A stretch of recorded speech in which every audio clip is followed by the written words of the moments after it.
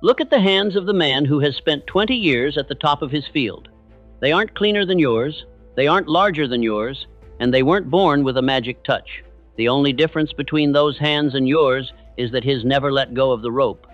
Most men believe that the difference between the winner's podium and the gutter is a matter of luck, divine intervention, or some hidden genetic superpower.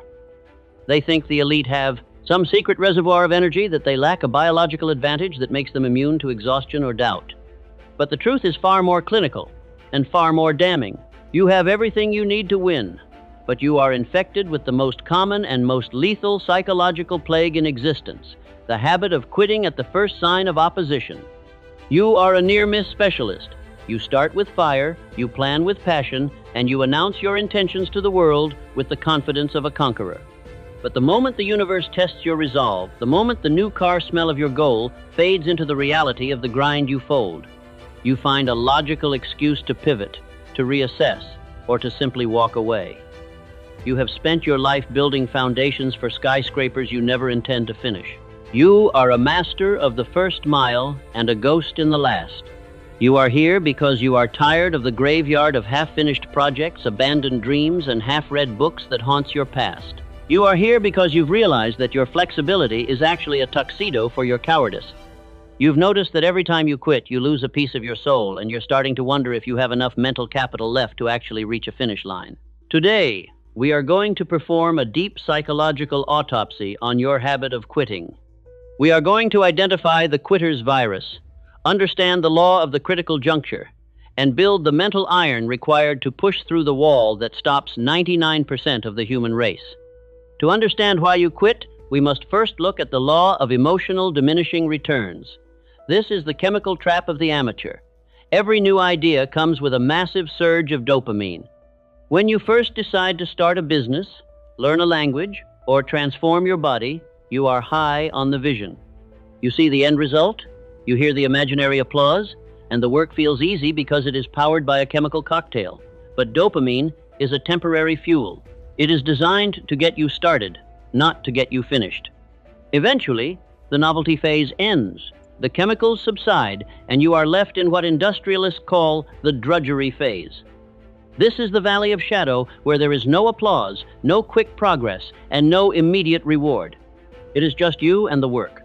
The average man mistakes this loss of feeling for a loss of purpose. He thinks that because he is no longer excited, the idea must be wrong, or the market must be saturated. He says, "My heart isn't in it anymore," or "I need to find my true passion."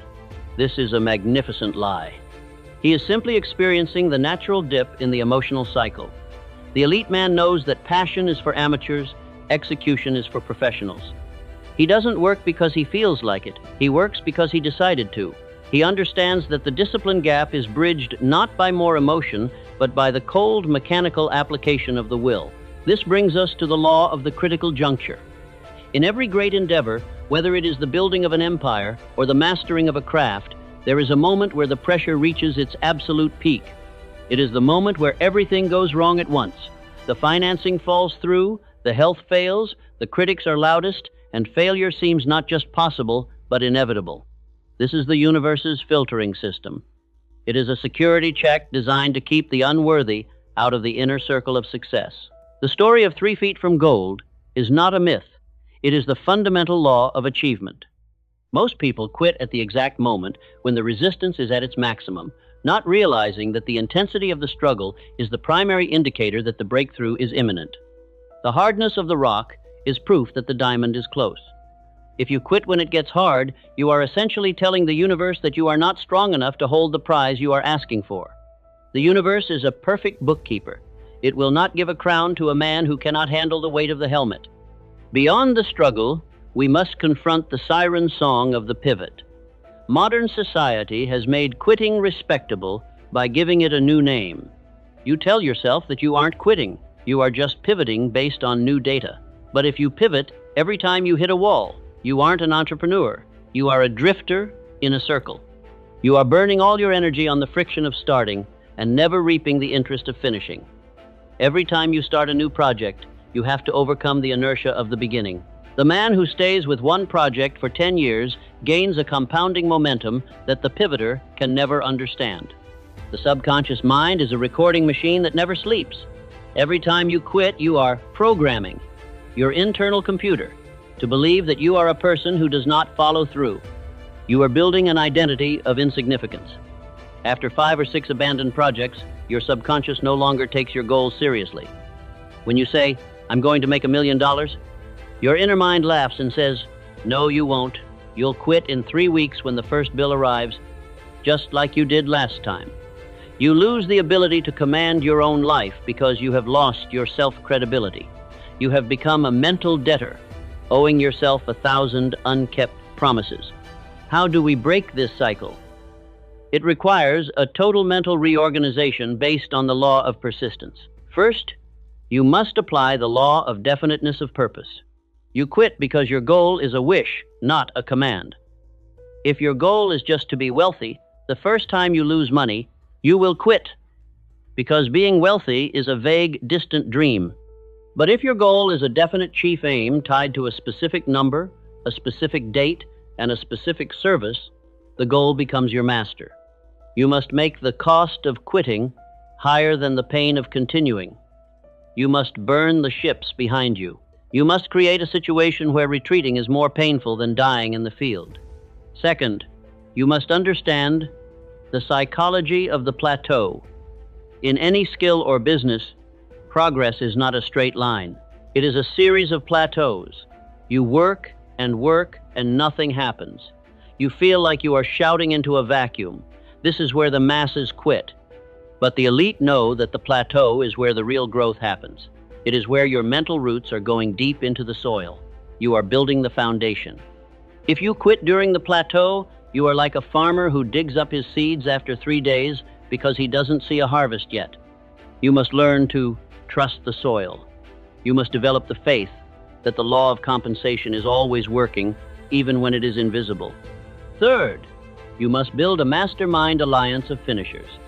You cannot stay in the race if you are surrounded by drifters. The human mind is a mirroring machine. If your inner circle is full of people who start a new hobby every month and quit every time it rains, they will give you psychological permission to be weak. They will tell you, "It's okay to take a break," or "You're working too hard." This is the poison of comfort. You need to be in an environment where quitting is viewed as a form of spiritual death. You need to be around men who would rather fall in their tracks than return home without the harvest. You need to borrow their vibration of completion. Fourth, you must master the transmutation of defeat. When you hit a wall, the average man sees a stop sign. He thinks the universe is telling him to give up. The disciplined man sees a specialized knowledge opportunity.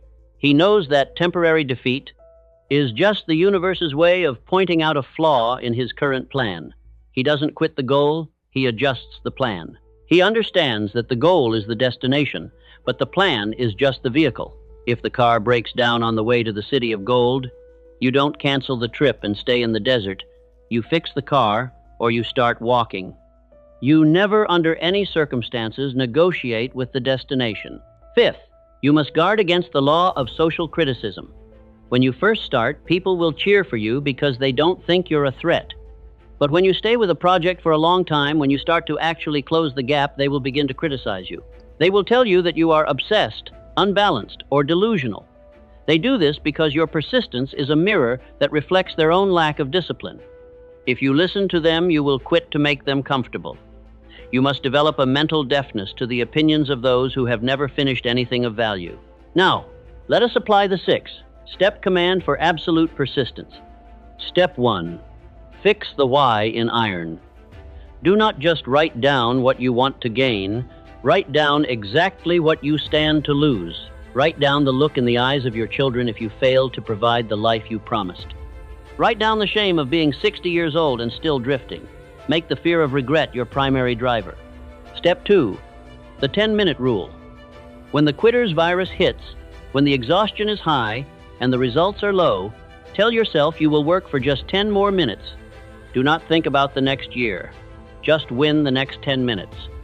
Usually, the resistance is a bubble that breaks once you push through that small window. Step 3. Ignore the emotional static. Treat your feelings like the weather. If it is raining, you still go to work. If you feel uninspired, sad, or bored, you still go to work. Your feelings have nothing to do with your contract with your future. You are a professional, and professionals produce regardless of the internal climate. Step 4. The daily review. Every night before you close your eyes, ask yourself, did I move the ball forward, or did I negotiate with my weakness? If you drifted, admit it. Do not hide from the truth. The man who is honest about his failures is the only man who can eventually succeed. Step 5. Visualize the finish line specifically. Do not just think about it. See the moment of completion. Feel the relief. Smell the air of the summit. You must make the mental image of your success so vivid that it becomes more real than the physical image of your current struggle. Step 6. The no pivot period. Commit to a project for a minimum of 1 year before you are allowed to even look at new data. Give the seed time to grow. Most people dig up the tree every week to see if the roots are growing, and in doing so, they kill the tree. Leave the tree alone and keep watering it. The habit of quitting is the only thing standing between you and the life of a titan. The world is full of starters. Every January, the gyms are full of people who want to be fit. Every get-rich-quick scheme has 1 million followers who want to be wealthy. But the elite world is wide open and incredibly quiet because the competition dropped out months ago. They couldn't handle the silence of the plateau. They couldn't handle the weight of the critical juncture. Success is often nothing more than a war of attrition. It is the ability to stay in the game 1 day longer than the next man. It is the refusal to let your temporary feelings dictate your permanent destiny. It is the realization that the pain of discipline weighs ounces, while the pain of regret weighs tons. You have spent enough time being the man who almost made it. You have spent enough time being the king of potential. Potential means nothing. The world does not pay for potential. It pays for results. And results only come to those who have the mental iron to stay when everyone else has fled. You are here because you are ready to stop being a near miss. You are ready to close the gap. You are ready to become a closer. You are ready to realize that the breakthrough is not something that happens to you. It is something you force through sheer dogged persistence. Look in the mirror. That person has quit their way into the current situation. But that same person has the divine spark of will required to never quit again. Stop looking for the easy path. The easy path is a trap that leads to the desert of insignificance. Embrace the struggle. Fall in love with the grind. Realize that every no, every setback, and every moment of exhaustion is just another brick in the wall that keeps the weak people out of your future empire. The finish line is closer than you think. The resistance is at its peak because the breakthrough is at the door. Do not flinch. Do not fold. Do not negotiate. Close your ears to the siren song of tomorrow. Lock your eyes on the definite chief aim. Hold the line until the world is forced to concede to your will. You weren't born to start. You were born to finish. You weren't born to drift. You were born to dominate. The ships are burning. The retreat is gone. The only way out is through.